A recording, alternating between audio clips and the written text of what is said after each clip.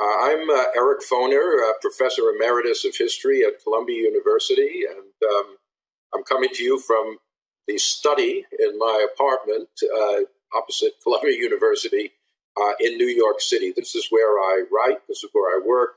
I do want to point out that the bookcase behind me, when I retired from Columbia a couple of years ago, I had about 3,000 books in my office there. I gave them all away because I could not get them back into my apartment here, except for the books on that bookcase, most of which are books written by my former students, about 200 of them, by graduate students, undergraduates. Those are the most valuable books to me, things that my students have written on American history. So anyway, I'm here to talk about the Second Founding, my book about the 13th, 14th, and 15th Amendments of the U.S. Constitution, which were ratified during the period of Reconstruction, immediately after the American Civil War.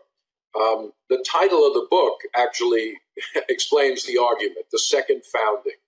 My argument is that these three amendments created a new constitution. They were not just additions to an existing structure. The 13th irrevocably abolished slavery in this country, which had been protected in the original constitution.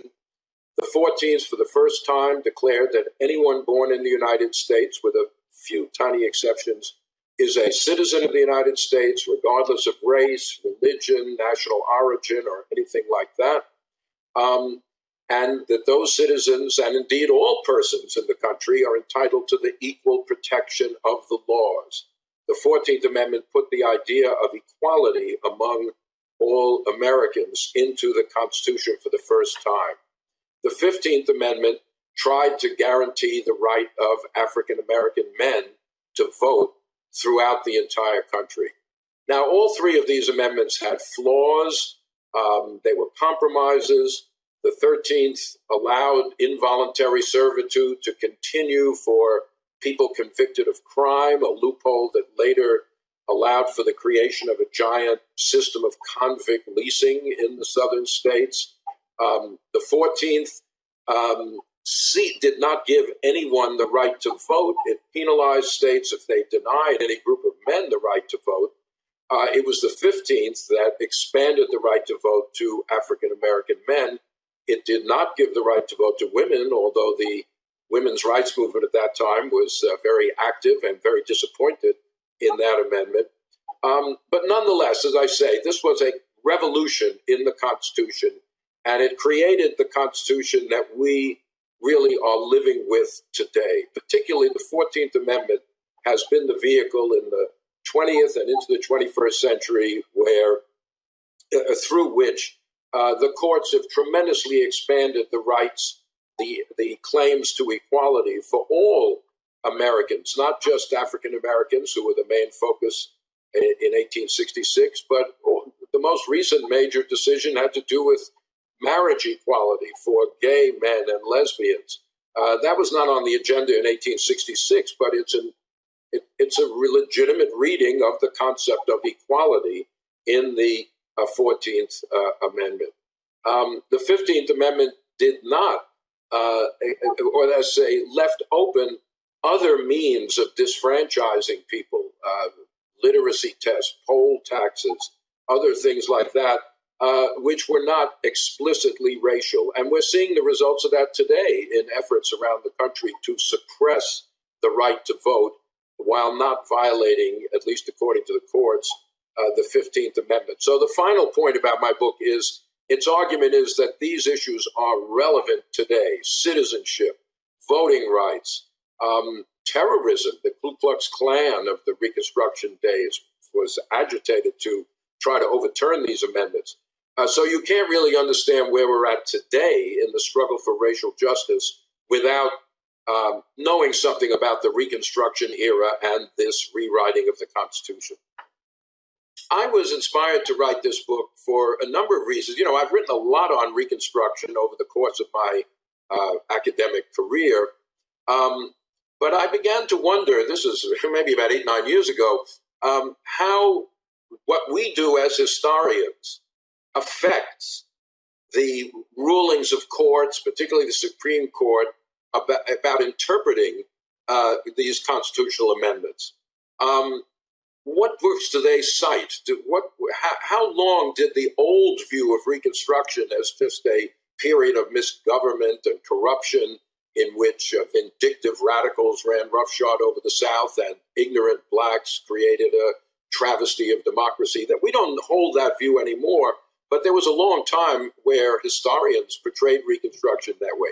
Well, anyway, I began looking at Supreme Court decisions over the decades, and I was astonished to see how long this old view of Reconstruction survived in footnotes, in offhanded remarks of Supreme Court decisions. And it got me into thinking, as I say, of how do the works of historians affect public discourse and legal decision-making. Well, to understand that, you have to then go back and say, well, what were they trying to accomplish in the 13th, 14th, and 15th Amendments? And doing that led me to also kind of think that there's a vast law journal literature on this, much of it extremely good. But too often it focuses almost entirely on debates in Congress, court judgments. It never gets outside the Beltway. And if there's one thing about Reconstruction, it's that this was a period where the foundations of our political system were being debated up and down the society. As Elizabeth Cady Stanton said, they were debated in pulpits, in political gatherings, at every fireside, in people's homes. But you got no sense of that in what I call popular constitutionalism in much of the literature. And that expanding the sphere to include popular debates then enables you to bring an African-American voice into the debate, because blacks were not in Congress when the 13th and 14th Amendments were ratified. They were there a few when the 15th was.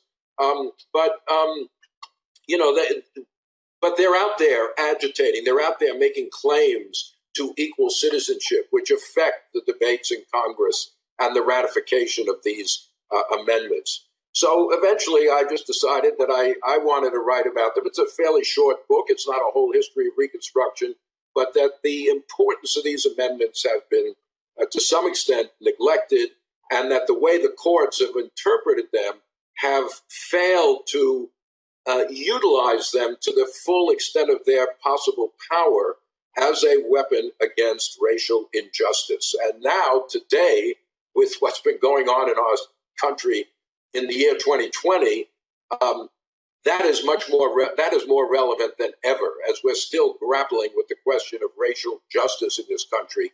I think we need to go back to the 13th, 14th, and 15th Amendments, and there's unused latent power there that Congress and the courts can use to promote greater equality in the United States. The 13th Amendment irrevocably abolished slavery throughout the country. Remember, the Emancipation Proclamation left many slaves still in bondage, maybe 750,000 of them. Now slavery is abolished irrevocably everywhere. But in the language of the 13th Amendment itself is what we call this criminal exemption, that involuntary servitude can be demanded of people convicted of a crime. This was not considered it was barely discussed at the time because there were hardly any felons, there were hardly any jails at that time.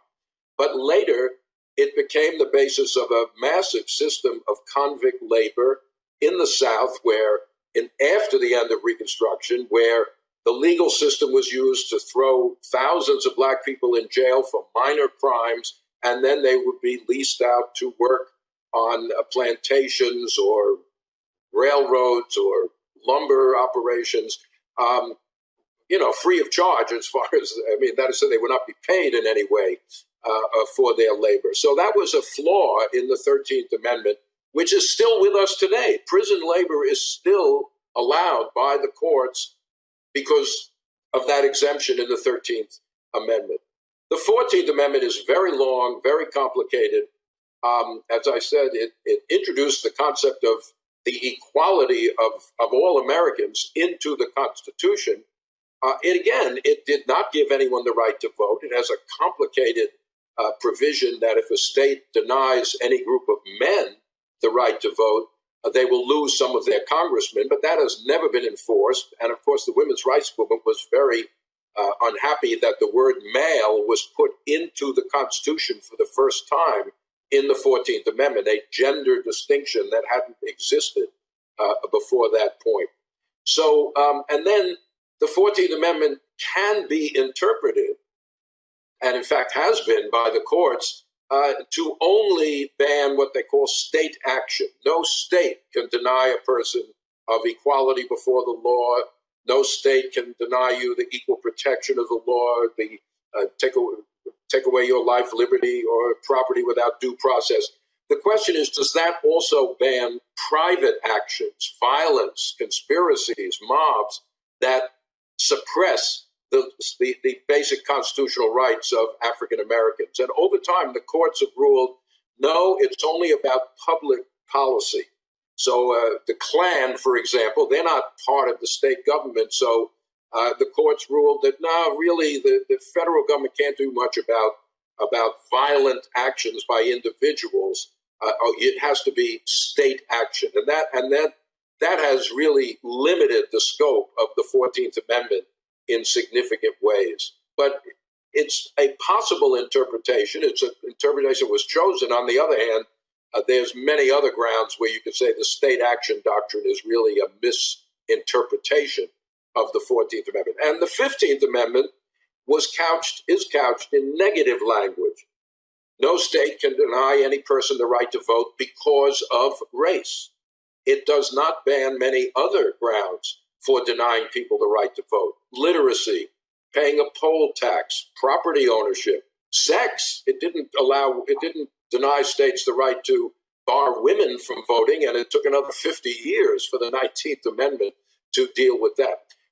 The point is really on this, there is no positive right to vote in our Constitution. A lot of people don't quite realize that. There are negatives. Nowadays, you cannot deny someone the right to vote because of race, because of sex, because of paying a poll tax. But there are many grounds which states continue to deny the right to vote. These voter suppression, you have to have a certain kind of ID, or if your middle initial is not on the right document when you register to vote, or all sorts of other things. States are trying to suppress voting. It would have been much better if the 15th Amendment had been a positive amendment. All adult citizens have the right to vote, period.